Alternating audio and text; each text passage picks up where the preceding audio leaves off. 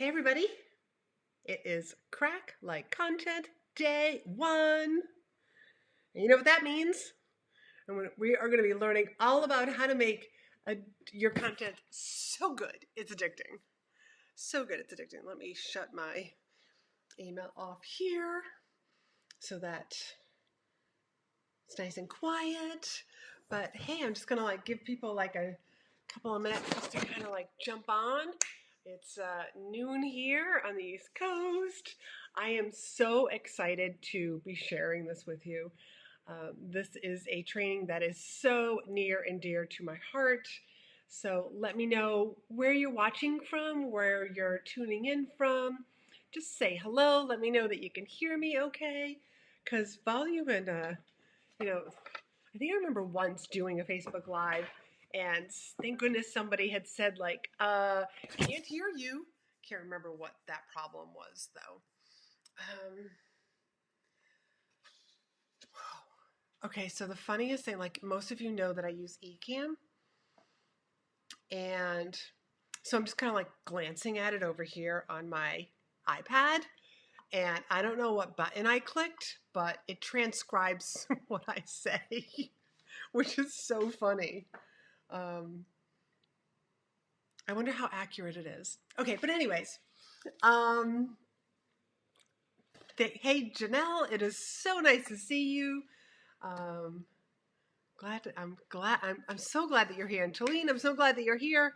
I'm coming through loud and clear. Perfect. That's exactly what I want to know. And we're going to be talking about crack-like content and creating content so good that it's addicting.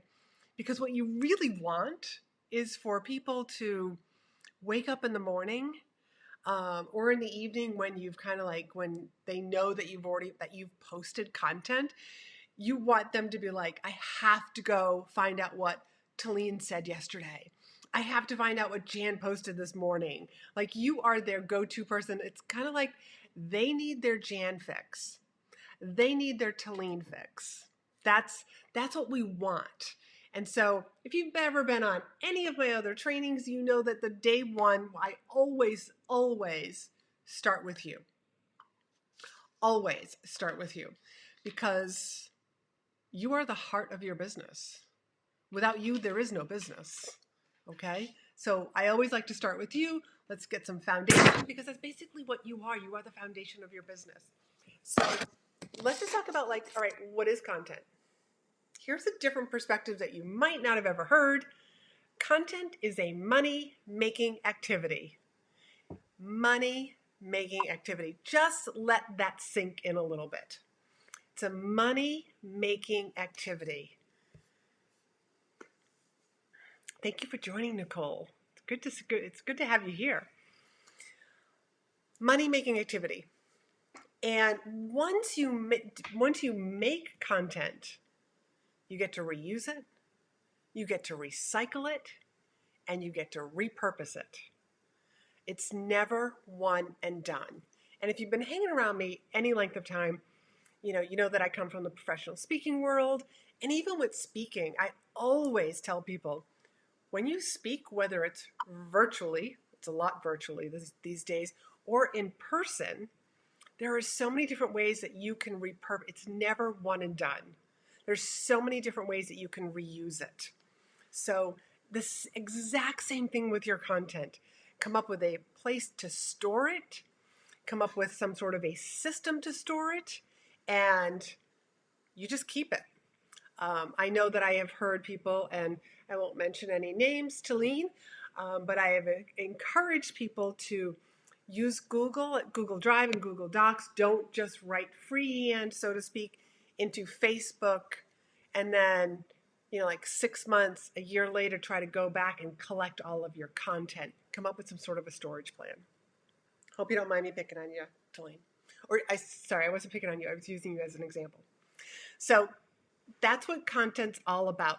But you've also got a function, and it is to educate your client, your customer, your potential client or customer. If you think about Apple did this so well when they really were starting with their with their stores. I mean, they were very big into, if I educate the customer, that way they make an informed decision about whether or not they want Apple. And it just like, I mean, it's like you can go in there. Well, you used to be able to go in. You can't go in there right now. And just be able to use the laptops, hold the phones, ask lots of questions. But that's what Apple was all about. Educate the customer, and then you're taking them on a journey, and you are doing the exact same thing with your content. Your content is to educate them. Educate them on two things: what they want to know and what they need to know. Two very different things. Most of us know exactly what we want. What we actually need, that can be something different. So let me just give you an example. You might be saying, like right now during this virus time, I want more revenue coming in. I want more money coming in. What you really need is a bigger audience. You need more leads. How do you get more leads? You want more leads that turn into sales. How do you get more sales? You get them on the phone with you. You get them to your opt-in page. And I say opt-in page in the sense of like a place where people can buy things from you. But there is like this natural transition. We need traffic that turns into leads, that turns into customers. So your content is taking people on a journey. You want to give them what they want, but also give them what they need. What do they need to know about growing a business online? So that's one of the things that I would be talking about. Tilleen talks about healthcare. Healthcare. Where did I get healthcare?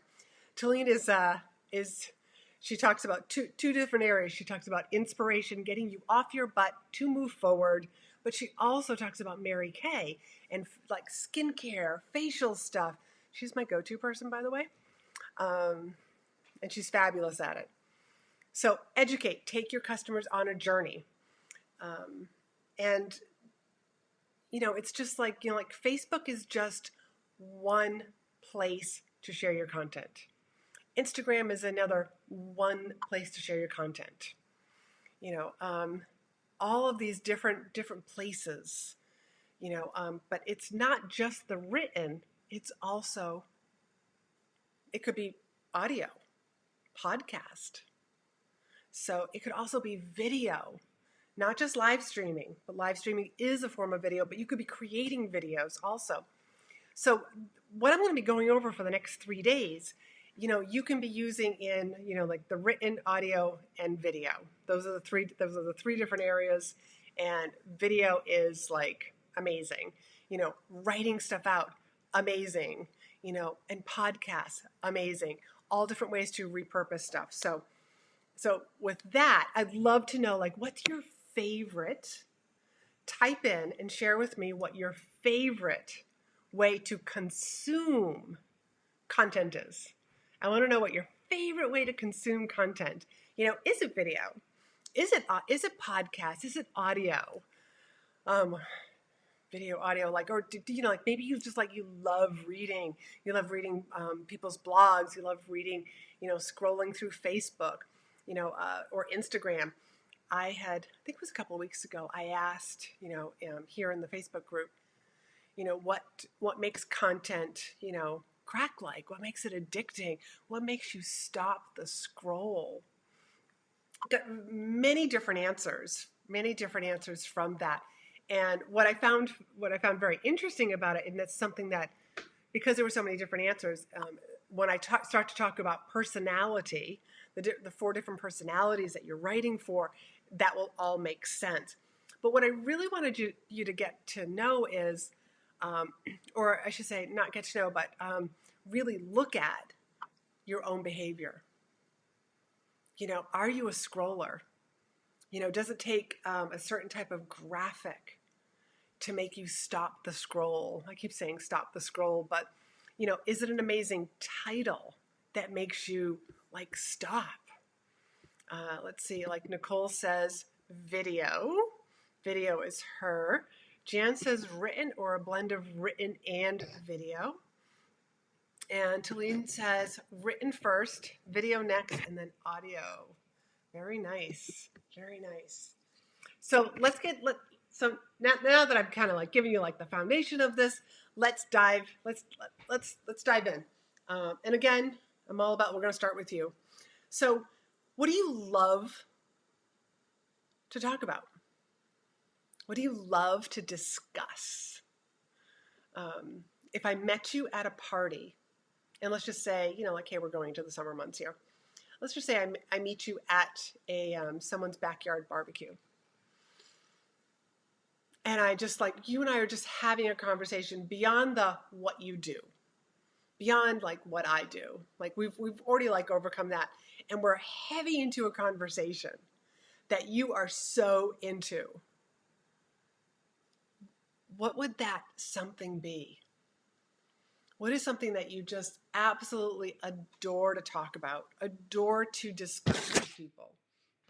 What's that? Share that with me down below. I'm super curious what that is. Like I'm obsessed with talking about like business. And so let's give this barbecue like a little bit of context, and let's pretend like it's not a family gathering. So we're not going to be talking about like our hobbies. Let's just pretend that it is a chamber event. It's a business gathering. What are we discussing? What do you just love to talk about? What excites you in life, Talene says. What you do, what makes you happy.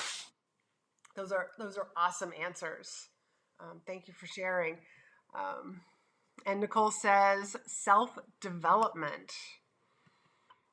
Self-development, nice. And let's see, Jan says quilting and getting creative things done. Yes, so look, like if I had to pick them out for each of you, those are the exact things that I would have picked out too. So what you're interested in, I believe that there's a difference in what you're interested in, and what your customer is looking for, what your clients are looking for.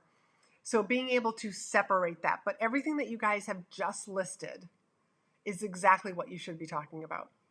But you're probably like, like, how many of you, like, whether it's whenever you write your content, whether you write it daily or you write it weekly, you get to the keyboard, and I call it like that keyboard block, kind of like, it's another form of writer's block. And you're just like, what do I write today? What do I write? And you start like channeling in like what all these other people say. And if you were sitting across from your ideal client, like what information would you want to give them?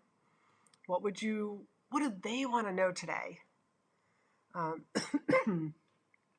So I always think, I think of those, but that you can still get that keyboard block, even if you're using those questions. So what I want to do is I want to give you a structure to start creating your content so that you never get that keyboard block, so that you always have some place to go to and you just like, that's what I can write on. So that when you come up with a content plan, it's super easy. Now, just because you come up with a plan doesn't ever mean that it is written in stone. You get to change, you get to edit. For example, I typically have my Facebook Lives are always planned out a month in advance. Well, as soon as this coronavirus, this global pandemic started, it changed. Like the stuff that I had planned to talk about, suddenly didn't fit.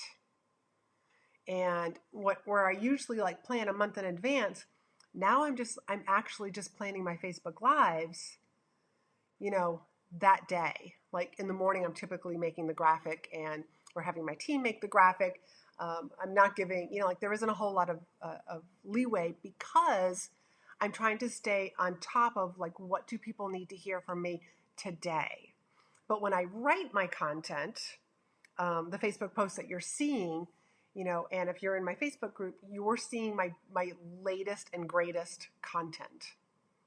That content gets used in other groups later. But that all gets written a week to 2 weeks in advance. So it's current, it's relevant, it's what you need. But my Facebook Lives is like very more current, if you will, based on what people need. So I want to know what pillars or categories you would talk about. So how would you come up with those pillars or those categories? Ones that are very specific to what you do. It could be, like your beliefs around your business. It could be your unique process. So let me give you some examples on that.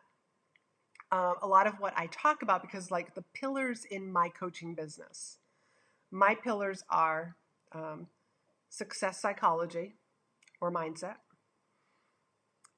creating a plan or a strategy, and then action. Like those three form a triangle for me. And you can't have like all three of them hold up the triangle essentially. So those are like three pillars that I talk about. But there's a couple of others that I add in there because they're important for my client's journey. They're important for my clients to also have, regardless of what business they're in. And they are marketing and sales. And you're probably saying, but Laurie-Ann, you're very big into speaking, both virtual and online and podcast, the many different forms of speaking. And yes, and speaking falls into a marketing category. Speaking actually also falls into sales. So that's where my speaking comes from. So if you think like marketing is a category that I speak on, it's speak and write. It's a content pillar is marketing, and speaking is a subcategory within there. So when I want to spend the week talking about sales, I've got sales and all the different aspects of sales, but speaking is also a subcategory of sales because you can sell from the stage, sell from the virtual stage, sell from a live stage, sell from a podcast, if you will. So I'd love to know, tell me down below, what are some of your pillars? And let me just add these in here. You pivot as necessary, but you don't throw the baby out with the bathwater, so to speak. Let's see. Jan says technical skills, motivation, time management, and cleaning out and organizing your sewing space. Those are her pillars. I like those. Those are perfect. So there is one other pillar that everybody should have, and I call it the thought leadership pillar. Your thought leadership. People are hiring you for your thought leadership. What's your thought leadership? What are your opinions on things? What are you seeing out in the market right now? What are you predicting is out there? What are you predicting is going to be happening? It could be, here's what I'm seeing in the industry. Here's what you might be noticing in the industry. And that's where this is where you take a stand on things. You share your beliefs, you share your opinions. You just take a stand, draw a line in the sand. Draw a line in the sand, and this is what I believe in. This is what I'm seeing. This is what you should know about what's going on right now. And to be able to share that. So I really want to encourage you all to take thought leadership needs to be one of your pillars. One of those things that you talk about. Share with me what one of your thought leaderships are. An opinion on something while I have a sip of water, an opinion and a belief that your customers need to hear from you because nobody else can say it like you.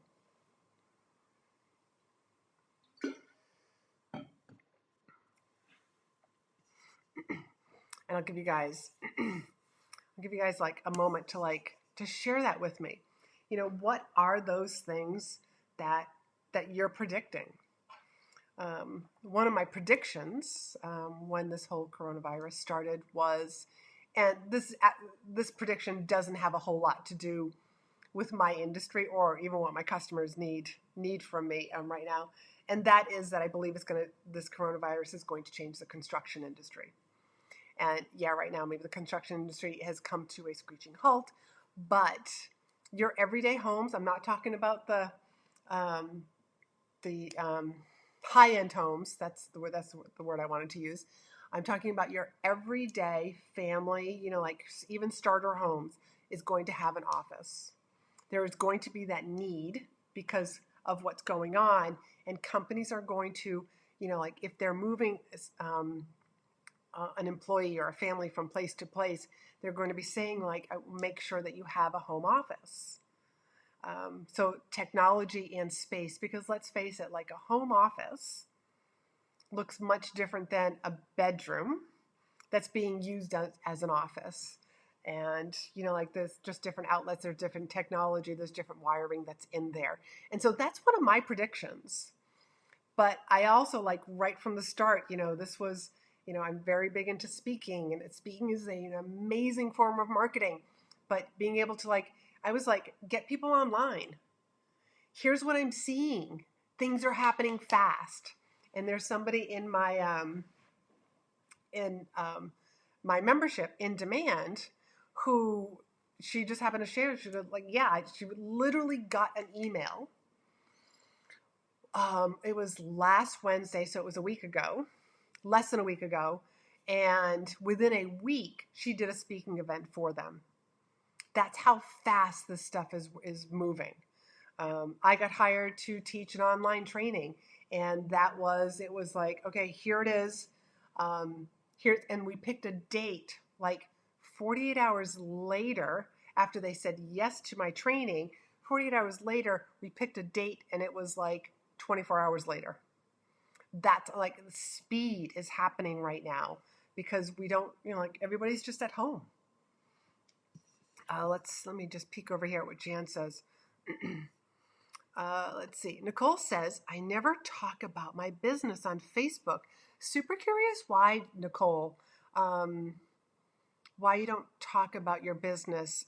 Is that a strategy, or is there something else? Not to put words in your mouth, but do you feel like if you talk about your business, it might come across as you're bragging? I'm just kind of curious. But let me see what Jan says. My thought leadership. Everyone can stay on top of their scraps and reclaim their space from scrap overwhelm. And the idea of scrap quilting can be fast, fun, doesn't need to be heirloom quality and a pain in the neck. I love that. I love that.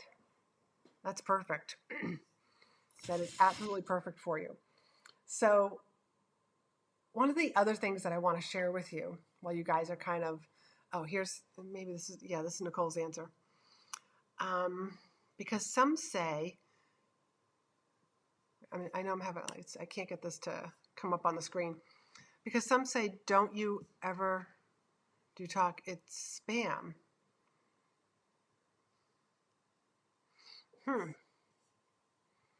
I don't know if I quite understand that, to be perfectly honest. Because some say, don't you ever do talk, it is spam. When you talk about your business, it's mind-blowing. And Janelle says it's mind-blowing to most quilters. Your thought leadership is mind-blowing to most quilters. Geez, Nicole, now I'm like super, I want to talk to you more about this. So maybe we'll get that chance. The other thing about your content that makes it crack-like is when you talk about stuff that nobody else can talk about. So you've got your pillars, you've got your thought leadership, but there's stuff that, as my girlfriend who's a copywriter, Marissa, says, it makes you uncopyable. So nobody can copy you. So what does this mean? I talk a lot about biking with my dad. In my emails, in my posts, I pull out some lessons that are very applicable to my business, applicable to my client successes. But nobody else can talk about biking. It's not that you can't talk about biking with your dad, but that's like something that people know about me, that I bike with my dad. Some other themes that you're probably going to start seeing more of is, just is golf. Not that I'm like a great golfer, by the way, but I just love being in the outdoors. So, and golf has so many different business lessons as well. But what can you be talking about? Like, what's a theme that you can talk about that nobody else can talk about? It could be, an experience that you had. Maybe you traveled the world. Maybe I'm coming up with outdoors things. I was about to say hiking. I live, like up here close to the White Mountains. And so hiking actually used to be a big passion of mine. I don't anymore. I just do a lot of biking with my dad, whether that's road or mountain bike. But maybe there's something about you that is uncopyable, that nobody else can imitate or start using. And I hope that makes sense. So if you've got something that's uncopyable, kind of like similar to me, like biking with dad, playing golf with friends, like and exercising, because I could come up with like a lot of exercise analogies as well and lessons in exercising that I share with people, because those are big things in my life. I love that. Let's see. I want to read what Nicole has to say. I got the advice in network marketing: don't post your company on Facebook. So I try to get my head around how to offer value to people. Okay, now I understand. And there are lots of ways that you can do this and get people still very intrigued. So if you're still in network marketing, you're like looking at like what your product is, your product or your service. So like if it's a health product, let's talk about the health benefits. Let's talk about some of your client successes. So that could become one of your pillars, is client successes.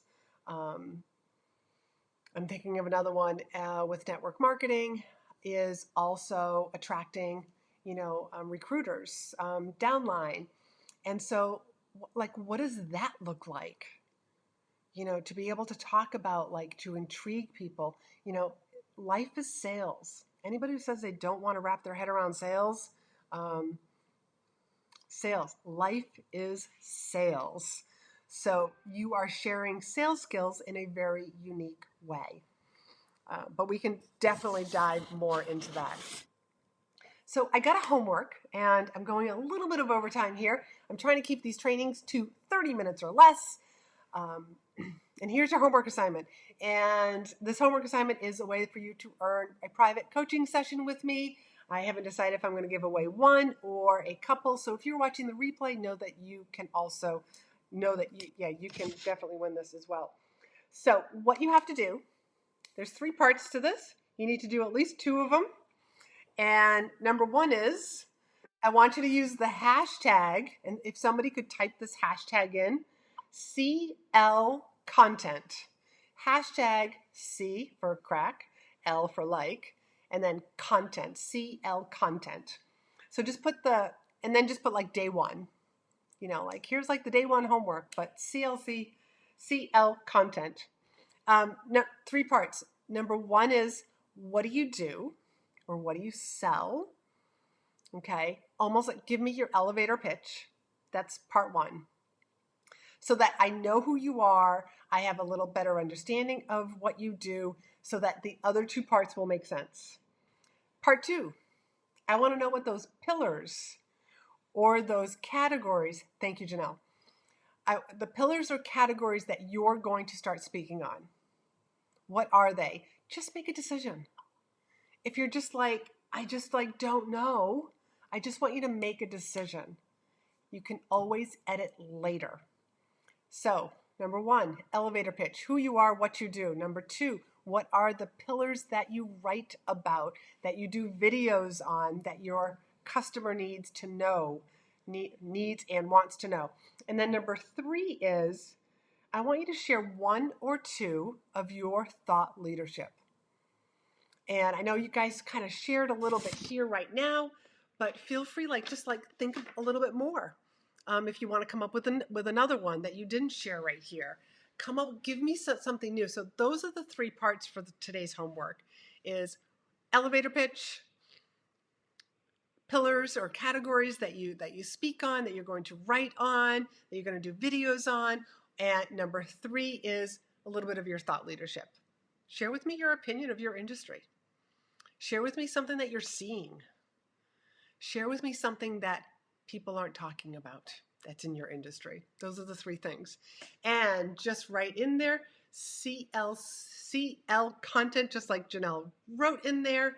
And it doesn't necessarily have to include the day 1. I just want to know, hey, here's my day 1 homework, because we're going to have some homework for the next couple of days. And over the next couple of days, we're also going to be talking about the 4 personality types that you need to be writing for. And you're just going to learn also the anatomy. The anatomy of a good post. How do you draw people in? So we'll be talking more about that as well. So if you guys have any questions, if you're watching the replay, just type them down below. I'm excited to share all of this with you so that you can start converting like crazy with your content that is just so darn good, it's addicting. I will talk to you soon.